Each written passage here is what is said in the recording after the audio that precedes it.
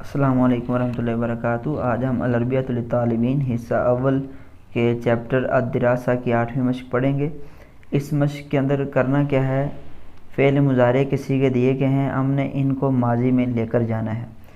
اب یہاں پر یہ یاد رکھیے گا کہ ہم سوال کے جو پہلا پورشن حل کیا ہوا ہے فعل مضارع کا، ہم اس کے اندر دیکھیں گے، سب سے پہلے دیکھیں گے کہ وہ صیغہ مذکر کا ہے یا مؤنث کا۔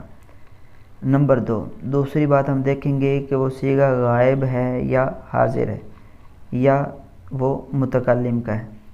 یہ پہچان کر لی۔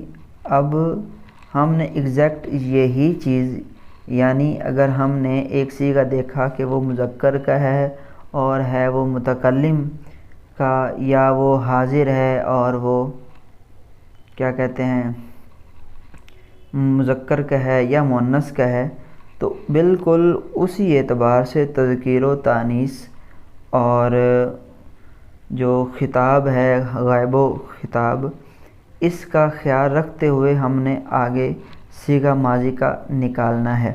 ترجمہ تو سیم وہی ہے جو ہم پیچھے پڑھتے آئے ہیں، جیسے اراجعو کا مطلب ہوتا ہے دہرانا، اکتب کا مطلب ہوتا ہے میں لکھتا ہوں، یراجع یہی پھر وہی ہے، احضر سبق کی تیاری کرتا ہوں، اذاکر سبق یاد کر رہا ہوں۔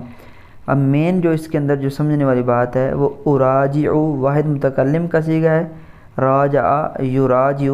اب ہم نے اس کا جو ماضی ہے واحد متکلم کا نکالنا ہے، راجعت دروسی۔ اب جب ہم نے ماضی نکال لیا تو اب ہم نے ترجمے کے اندر بھی فرق کرنا ہے کہ ماضی کا ترجمہ کس طرح ہوتا ہے اور ماضی کا مضارع کا ترجمہ کس طرح ہوتا ہے۔ جیسے اراجع دروسی، میں اپنا سبق دہراتا ہوں، اور راجعت دروسی، میں نے اپنا سبق دہرا لیا۔ اکتب الواجب المنزلیہ، میں گھر کا کام لکھتا ہوں، اور کتبت الواجب المنزلیہ، میں نے گھر کا کام لکھ لیا۔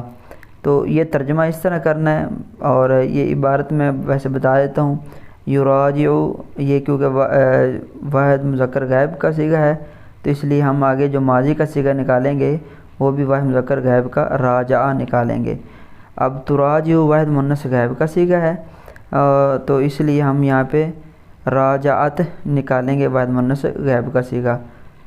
اس طرح یہ حدر یحدر ہے واحد متکلم کا صیغہ، تو اس طرح ہم یہاں پہ حدرت نکال لیں گے، اذاکر کی جگہ پہ ذاکرت نکال لیں گے۔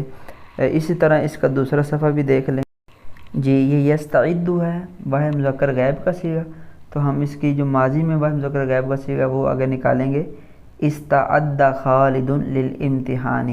یہ آگے تصحح واحد مؤنث غائب کا صیغہ ہے، تو اس لیے ہم پیچھے جو ہے صحت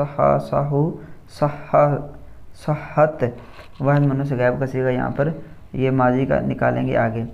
یہ احلل واحد متکلم کا صیغہ ہے، تو اس کا آگے ہم ماضی کا متکلم کا حللت نکال لیں گے، اور یہ اسی طرح ہم نے سارا ہی استعمال کرنا ہے۔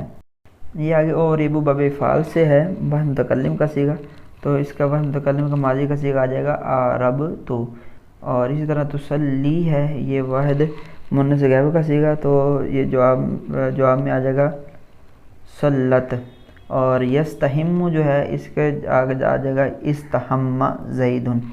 تو یہ صیغے نکالنے ہیں، اور ماضی اور مضارع کا ترجمہ کس طرح کرتے ہیں، جیسے شروع کے اندر آپ کو کچھ بتایا اس طرح فرق کر کے اس مشق کو حل کرنا ہے۔